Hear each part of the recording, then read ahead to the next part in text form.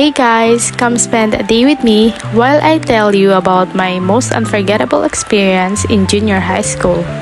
So this story isn't really a happy one.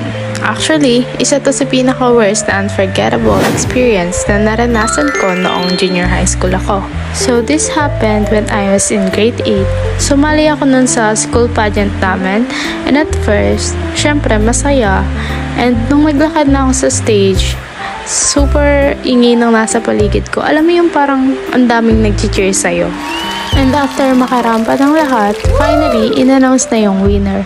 And honestly, sobrang nashock ako nung tinawag yung pangalan ko as champion. So basically, akala ko nung nag-champion ako, parang ang saya mag-celebrate, something like that. But little did I know, isa pala siya sa dahilan ng magiging worst na memories ko.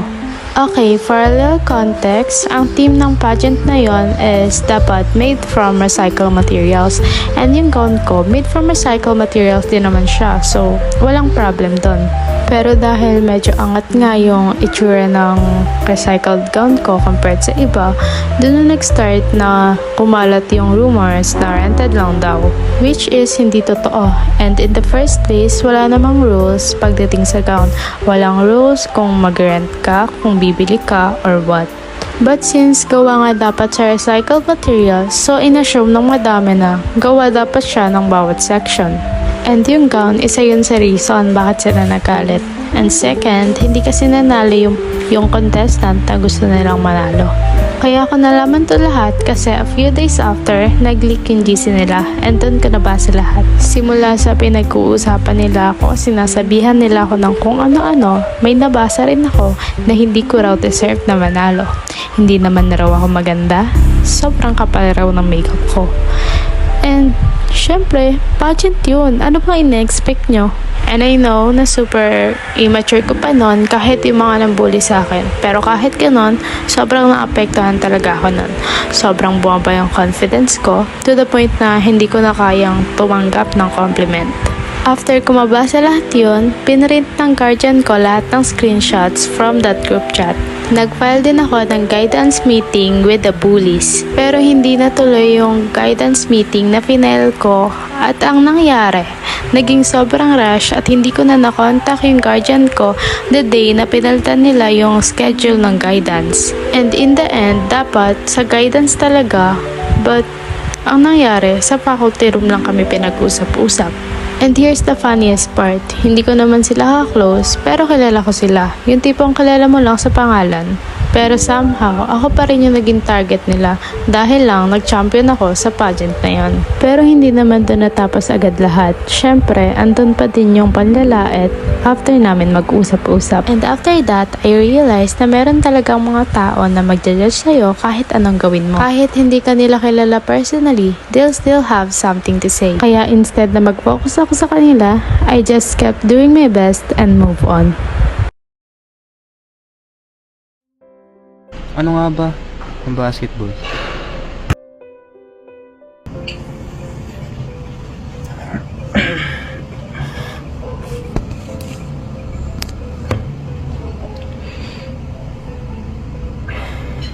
Ano nga ba ang basketball?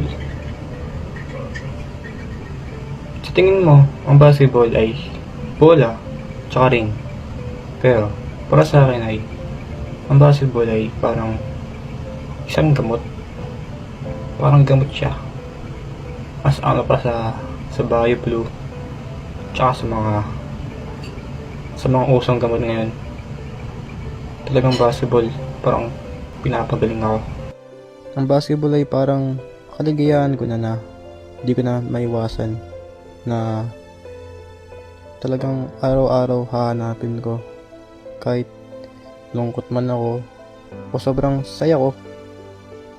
Kahit sobrang saya ko, hindi ako titigil kahit ayoko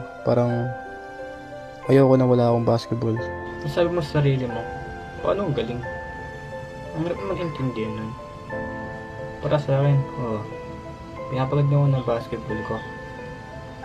Sinasabi mo sa sarili mo na bola tsaka ring, pinapagaling ako. Mentally, tsaka physically. Na para bang all in one siya. Tulad nito na lahat magagawa ako sa basketball, kahit maging makulit ako, maging seryoso ako. Kaya, na-enjoy ko pa rin. Ito, tingnan nyo. Sino kayang mababasketball, tataas ang kanyang paa? Walang ginagawa kundi ako, kasi iba na yun pagka-enjoy ko sa basketball. Sinasabuhay ko na.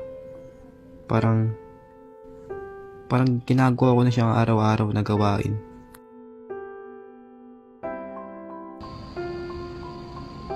Parang hindi ko matago yun, hindi ko kapag nagbabasketball ako.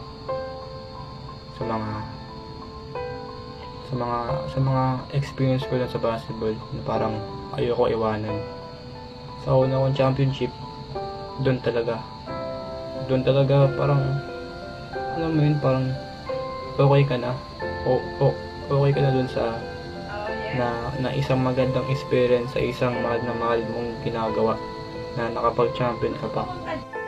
Maganda. Sobrang dami ginawa sa akin ng basketball. Para siyang naging magulang sa akin. Sobrang dami yung ginawa sa akin ng basketball. Hanggang ngayon, basketball pa rin ako.